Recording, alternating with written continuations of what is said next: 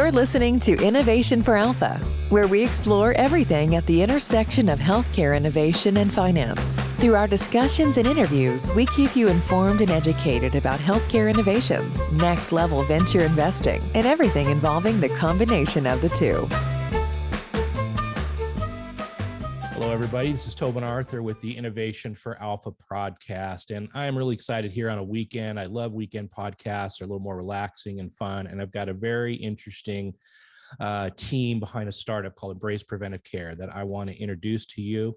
We're going to start off by talking about a couple of the leaders behind the company and talk a little bit about where this space is going. It's a very interesting space, and they are well positioned to do some interesting things. So David Delesk is the CEO of the company, and I welcome you, David, and Dr. Heder Varech. I'm still butchering his name. I'm working on it, but I welcome you both. And why don't we start off, David, just introduce yourself and tell a little bit about your background, and then Heder will do the same with you. Great. Well, thank you so much for being here. Yeah, I've been in the healthcare space all my career, getting on to be 40 plus years now. And it's been both with large companies like Baxter Healthcare, where I sort of cut my teeth and learned all about sales and manufacturing and developing products and services, to more startup companies. I was a corporate officer at Biogen, not so much when we were a startup, but when we launched our first drug. And so had a great experience of being on the stick of the hockey stick, so to speak. But I've also done very early stage startups, and none of which are household names, partly because I was always a little bit too far ahead of the curve. I did my first digital health startup in 1994. We actually developed a product that's still in use today for surgical planning for abdominal aortic aneurysms. Oh. And then in early in 2000, I did a company called Recovery Pharmaceuticals, where we were focused on developing medications to treat addiction. And we had a couple good products, made progress, but we were ahead of the curve, and we just couldn't get the money raised at that time. Now we know how important that is and how things are moving. I was going to say today that would be a blockbuster.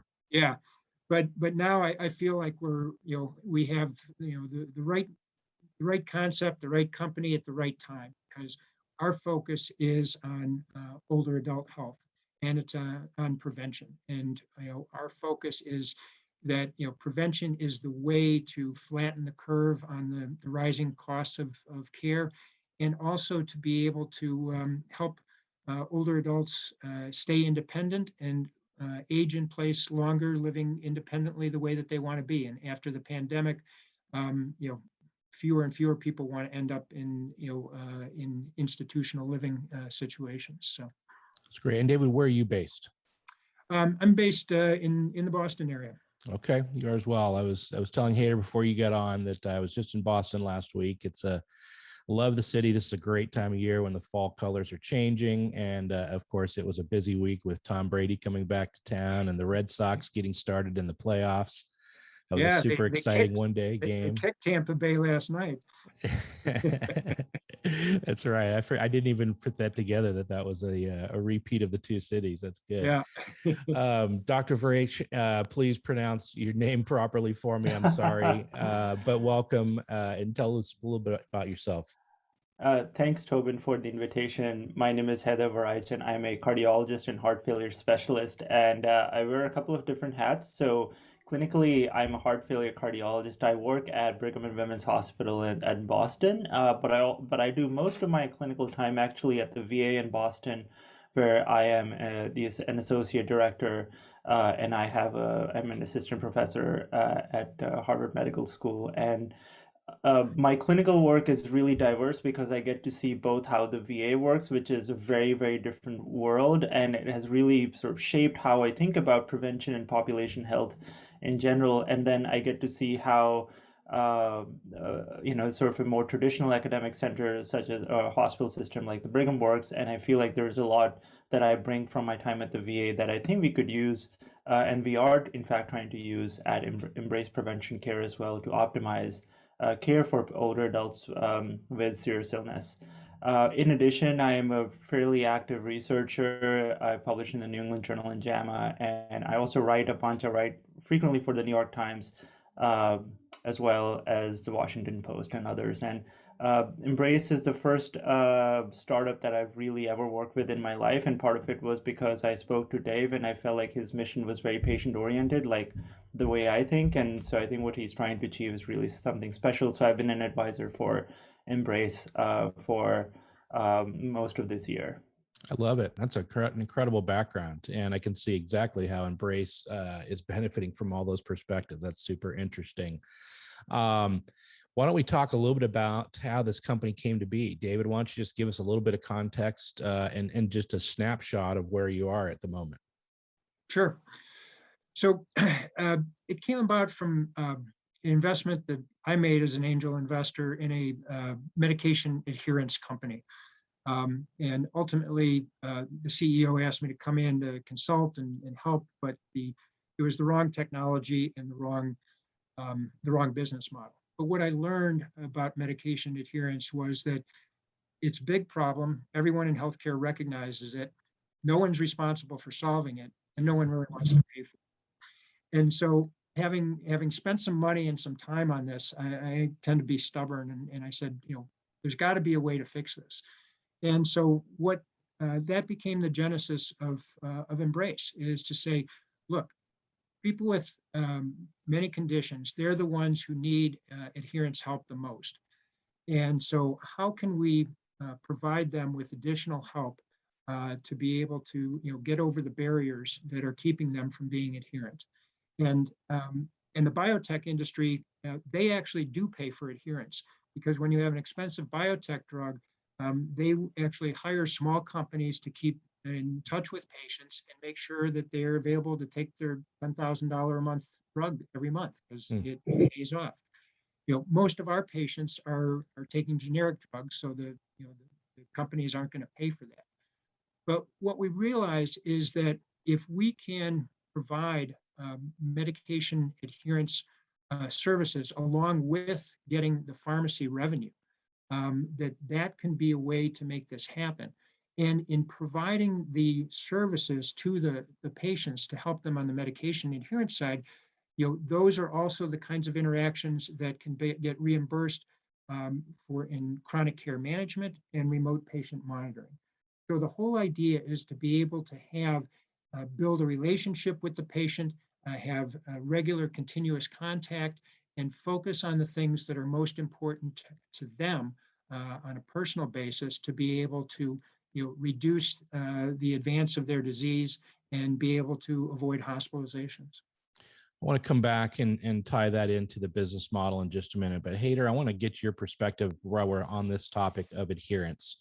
And so you're seeing patients in different environments, as you mentioned, the VA environment and then a more traditional system environment. Talk a little bit about just first of all, talk about what your experience is. How do you see these patients in terms of adherence? How would you define the problem as a clinician from your perspective? Yeah, the way I see it is, as we've made more innovations, the work of being a patient is getting harder and harder. So if you think about, for example, just heart failure, which is the leading cause of hospital admissions in this country, at a minimum, patients are taking 3 to 4 medications that they have to take on a day-to-day basis, and those are all evidence-based therapies. The average heart failure patient, older heart failure patient, will be on 7 or 8 medications. I mean, that's a lot of work. I mean, think about if we had to take just one of those medications and never had to forget taking them, how hard would that be? Now, add on the fact that, patients are struggling with financial toxicity. They're not as mobile as they used to be. They may not have as much support as they used to have. Previous generations, we had a lot of family members living together, but a third of our heart failure patients live by themselves. So the very work of being a patient is becoming so hard that unless we provide them additional support, that we're just setting them up to fail. And what we're doing right now is, we wait for people to get sick, we wait for them to come to the hospital, we bombard them with information and new medications and all these changes, and then we send them home, and that's really about it. And then we kind of reset the clock and wait for them to fall off track again. Mm. And so there's this big gap between the intensity of care that we're providing in the inpatient side, and then a complete vacuum when folks are home, kind of by themselves, and we don't really have any bridge between these two processes. So I think it's a huge problem. And really this is a public health crisis, because we're not living in a time where we don't have treatments. Heart disease and chronic illnesses are not conditions like ALS or Alzheimer's where we're still struggling to find the next big thing. The next big things are already here. The question is, how do we get them to our patients? That's a great way to frame it. And, maybe you can quantify, not necessarily in terms of numbers, but when you say the lack of adherence, and as you mentioned, they go home and it's difficult to follow the regimen. I think everybody can understand that. I mean, I forget to take a single, vitamin C every day. So let alone, 3, 4, 5, 6, 7 drugs. What's that look like then as a clinician? Are you seeing them back in the hospital, and that now it's more serious? I mean, what's the implications of that? So I'll give you the example of heart failure alone. So for heart failure, we have 3 to 4 evidence-based therapies that we know both extend and improve the life of patients with heart failure. And in a large registry, only, and this is shocking, 1% of patients were taking all 3 at the appropriate doses. And we know for after heart attacks, only about half of our patients will still take their medications even within a year after a heart attack. Wow. But what we do know is that the patients who do take their medications are less likely to be back in the hospital, less likely to have another heart attack or have heart failure. So the price that we're paying for this gap is real. But so far we don't have a great system where clinicians are already. I mean, as a physician, if I'm in the hospital, I'm struggling to keep up with the patients in the hospital. I have no way of keeping a track of the patients I've discharged.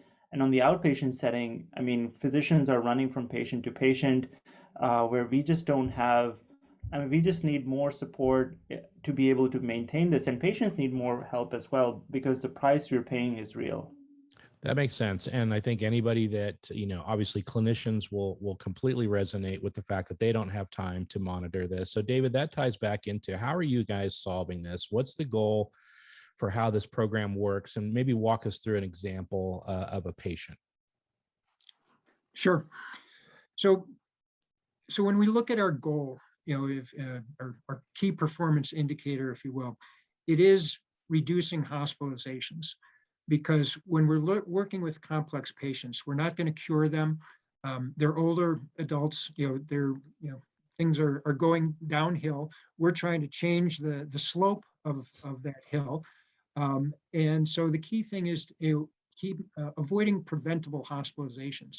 And just for heart failure patients, for the 8 million heart failure patients, HHS estimates there are 1 million preventable heart failure hospitalizations each year. So the key thing is to be able to, as Heather pointed out, is to be able to support the patients. And we do this by providing tech-enabled services. And the services are come through a nurse practitioner. So we use a nurse practitioner to work closely with the patient's primary care physician, identify what the care plan is for that patient, what the drug regimen should be. And then it's the nurse practitioner's job to help the patient implement that. And this can be done through frequent telehealth calls. It doesn't have to be video. It can just be over the phone. And there are Medicare reimbursement codes for chronic care management and remote patient monitoring that are in place to pay for those interactions.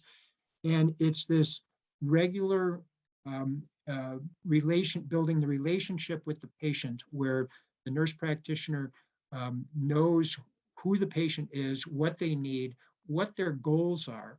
And this is what we've learned from Rob Schreiber, our geriatrician advisor, who unfortunately couldn't be with us today, is that the geriatric approach is what matters most to the patient. Because at the end of the day, that's also going to be what motivates them. And in order to engage patients and get them to take the right daily actions, they're the only ones that really have control over this. So if we can put it in the perspective of you aren't doing this because the doctor said, that you should. You're doing this because of what's important to you. And that may be remaining independent, being able to live in my home, being able to do the activities that give me a lot of joy. So somebody might be thinking to themselves, that sounds great. But how does this get paid for? How does this make financial sense, both for the hospital, the clinician part of that equation, and then just overall in the system? Great question. And that's where, what we've tried to do here is to create an economic model that is available to everybody on Medicare, because all our revenues are essentially Medicare reimbursed services. So we have two streams of revenue. So one is we're actually a pharmacy, and we will deliver all the medications to the patient's home on a monthly basis, usually in dose time packaging, so that because that helps a lot with adherence. And so we will do that, and that becomes about 90% of our revenue comes from those prescriptions. Now, the other source of revenue is the care that we provide through the nurse practitioners. And this actually starts with when we work with physician practices, is doing the annual wellness visit. This is a free benefit from Medicare. There's no copay associated with the annual wellness visit, but only about 20% of people in America actually get it. But this is where we start the conversation with the patient. And a lot of physicians don't necessarily provide these because they aren't, there's not a high level of reimbursement for it. And so they figure they can make more money in other ways. So we can help the physician in terms of, we can do this ourselves because we use nurse practitioners and they're able to, to provide that level of care. Or we can do it in conjunction and just support the physician and then follow up on the prevention plans that come out of that. So it starts with that, but then we use the chronic care management and remote patient monitoring to be able to have continual interaction with the patients, and depending on what the patient wants, whether we're having short weekly calls or we have a longer monthly call, we really try to tailor it to them. But in that way, we can continue to help them define small steps that they can take actions on. They can make some progress. They can feel good about it. They can feel that they're in control of some of the things that are going on with their health, and in that way, really build to achieve bigger goals. Is there an element at all over time around, some digital things such as, text and other tools that would prompt them? Or is it also a challenge because it's generally an older population, they're not necessarily digital natives, and so the phone call really is the anchor? And how do you think about that in terms of implementation and also keeping the cost of labor down? Yeah. One, we will use the level of tech that the patient is comfortable with. So, so we will match that. And if they prefer to communicate, by text or by email or by phone, we'll meet them where they are. Actually, 60% of people over 70 are regularly online at this point. It's really, it's climbing rapidly. But we see the tech part not as a replacement for the human interaction. It enables two things. One, it enables our nurse practitioners to be able to bring the right information and the right practices to the patient at the right time.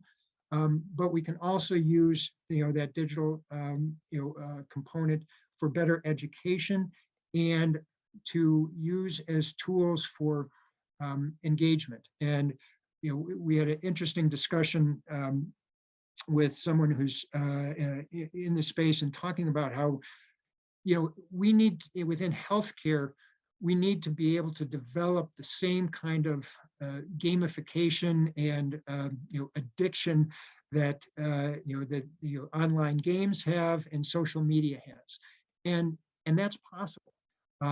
We just have to do it, and some of the big companies are investing in it. When we look at the fact that Microsoft and Google and Apple are all putting, and Amazon are all putting big money into healthcare, this is a good thing, not because they're going to take over healthcare, because nobody dominates healthcare, but they're putting in the resources that are going to allow these kinds of tools to become more common and for us to embed in our regular interactions so that everybody wins from them. That's great. I want to just get a snapshot of where the company is, what your needs are over the next year. And then I want to round that out by having Hader offer just a little bit more from how this is going to benefit physicians and what types of physicians we're looking to pull into the business. But give us a sense of where are you now? Are you in the market? Are you, prepare, all that. And then maybe talk a little bit about the team and then give us a snapshot of the next 12 months. All right, great. Yeah, well, we're in the market. We're working with our first physician practice, and we're focusing initially on independent primary care physician practices because for a couple of reasons. One, because they can make decisions much more quickly than a hospital system can. Also because the benefits that we provide to the physician are felt more directly by independents, because we can help them generate additional revenue. When I talked about the chronic care management and remote patient monitoring, this actually gets billed through the physician practice, and we're a subcontractor, and so they take a percentage of that as well. So we can generate more revenue without any investment from the practice in systems or people. And also, we really help to take care of these complex patients, which are a burden on the physician and their staff. So we take a lot of that load off and provide their patients better care. So that's our initial target market. And we're working with a primary care physician outside of Philadelphia right now, and it's going well. She's one of the initial things that that she said after we'd been talking for a while. She said, "Oh, you guys do prevention. We don't have time for that here," and that's the reality. Our healthcare system doesn't really pay for prevention, so most physicians don't have time to do what we're doing. So that's where we stand right now. Our team right now, we have myself, VP of Sales and Marketing. We have a VP of Operations that has just joined us. We have our nurse practitioner that's serving the patient. And then we have our medical director or clinical liaison, Glenn Zemmel, who's on board. And right now we're raising a $700,000 convertible note. This is the first outside money that we're bringing into the company. And we have a lead investor, Longevity Tech Fund. It's an age tech investor. We're in due diligence with, they don't mind if I say their name. It's Tech Coast Angels. And have some other pitches lined up. So we're starting to get a lot of excitement, especially as we've begun to serve patients. So as we look towards the next year, we right now it's a matter of getting a few physician practices up and going and a couple hundred patients. Make sure that we're treating the patients well, that the physicians are happy, and then scale up. So we see the convertible note taking us through first quarter next year. And what we want to do is at the end of the first quarter, raise a $5 million seed round to be able to scale and then open up our pharmacy as well. Because right now we aren't going to spend real early stage money on setting up the pharmacy side until we prove that we can work with the physicians and bring patients on board. That makes a lot of sense. And Hader, from that perspective, what do you think are the challenges that the company needs to address in terms of how do they appeal to the physician? How do they make this seamless for the physician? I mean, what are the, from your perspective, what are the things that need to be solved over the next year? I think the main thing is showing physicians what piece of the pie does Embrace fill in, and how is it adding value without adding a lot of sort of additional complexity or back and forth. The way I think about what Embrace can do for physicians or how it can help them, it's going to help expand their footprint. It can really be an implementation arm for the plan that's designed developed in the clinic. So instead of that just being a one-off, that's a process that started and the baton is passed on to the coaching team of Embrace to really help sort of implement that after the patient leaves. I think it'll help patient satisfaction. I think patients love, I mean, most of our patients still love being cared for, being called after, and being sort of looked after. So I think that will definitely help the overall sort of satisfaction grade of the patient population. And I think that what's smart is that it's using revenue that's currently being left on the table. So I think that is a really smart business strategy. And then ultimately what I think it's going to do is it's going to improve patient outcomes. I think it's going to develop practices, and it's going to feed back to the physician and help with the issues around burnout and just feeling overstretched that I think many clinicians are struggling with. As far as which types of physicians, I think primarily our focus is on two groups. One is the primary care physician, and the other is a specialty physician. I think for starters, we're going to focus on cardiology, and I think they're going to have different needs, and that's what we're going to learn over this year. Is we already know. I think we've learned a lot about what will a primary care clinician want from Embrace and from our team. That's going to help their patient population. I think the next step that we have to figure out is what is a cardiology practice going to need from Embrace, and those things might be different. And I think that's where having someone like myself as a heart failure specialist, many of our cardiology practices don't, heart failures change so much over such a short period of time that they really would. I think they would appreciate having a trusted source or voice that's helping guide or tailoring some of these plans that we're putting in place. But that's one of the things we're going to have to learn more about this next year. Love it. I think that's very, very transparent. It's a good, smart thought process. In terms of, so it sounds to me like a couple things. Somebody who finds this an interesting, compelling space and is interested in investing would be a candidate. They ought to reach out to you. And it sounds like the second would be physicians who are in those spaces, particularly primary care and potentially cardiology. If they've got an interest and say, yeah, this is a problem I see, I'd love to work with you guys and have this run with my practice. Sounds like that would be the other sort of sweet spot. Is that right? Yeah, exactly. That's why we're excited, and as far as getting more involved in the AngelMD community, is that the investors, potential partners in terms of working together with physician practices, and also an important part of what we're doing is we're building out our physician advisors like Heather, who for each each individual area where there are major chronic diseases, we want to have someone that is really sort of at the cutting edge and can help us bring the best evidence-based practices through the primary care practice and directly into the home, so that we aren't waiting, because I'm sure you and your audience knows how long it takes from when things are proven in trials, and how long it takes for them to filter down where it becomes standard practice within primary care. So we look at accelerating that by having an excellent team of physician advisors. So the next ones that we're looking for are primarily in the area of a diabetologist who's an expert there. On the respiratory side, because COPD, heart failure, diabetes, and COPD, those are the big three. Yeah. That put people in the hospital on a regular basis, and so we're looking for other people that can help us in that area as well.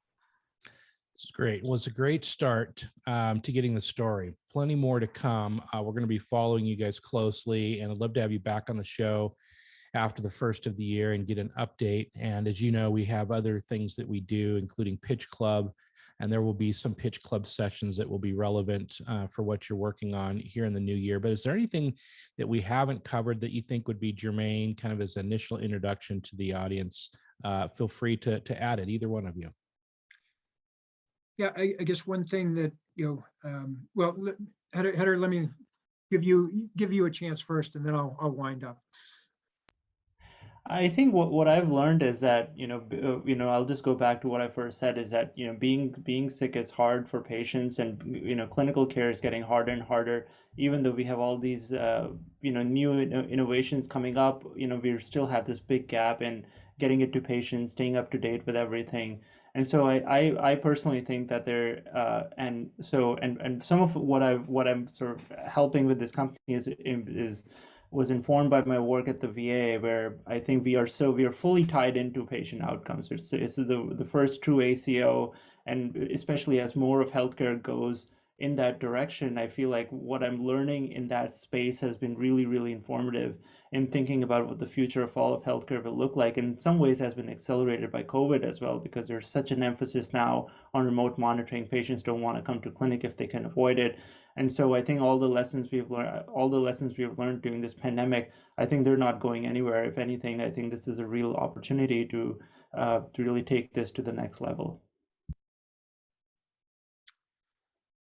Excellent. And the one other thing that we didn't touch on that I just wanted to mention briefly is the caregiver, the family caregiver aspect of older adult healthcare.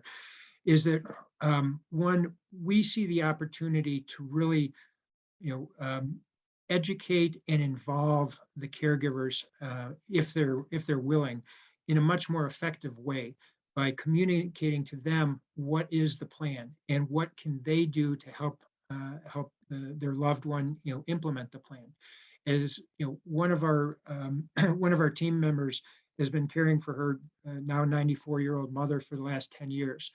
And just all the gaps that exist, she has identified and said, this is what I want as a caregiver, to be able to make sure that my mom is getting the best care. And when we talk to caregivers about this, and they say, you mean I can have a nurse practitioner looking after my my mom or my dad and keeping me updated on what's going on, and there may be no cost or just the copay of Medicare. Where do I sign up? So this, we're really trying to address the needs of all the stakeholders that really have a lot of impact on the system, and caregivers is one of the areas that we need to get them to be more effective, because they do put in a lot of time. Well, I appreciate you both spending time today. This is a great space. I mean, for so many macro reasons, as you mentioned earlier, David, chronic disease is the biggest cost to our system, and it's all the readmissions and the challenges associated with that. And then you've got, of course, the metrics or the numbers around the baby boomer generation, that this is going to be a bigger and bigger challenge as our population's getting older. And so you guys are in a really, really great space, and I'm excited to really follow closely, and appreciate you guys spending time today. So thank you. Thank you. Really enjoyed it. See you again soon for the next episode of Innovation for Alpha. Make sure to go to Innovation for Alpha for access to prior episode links, show notes, and other valuable resources. This show is for entertainment purposes only. Before making any investment decisions, please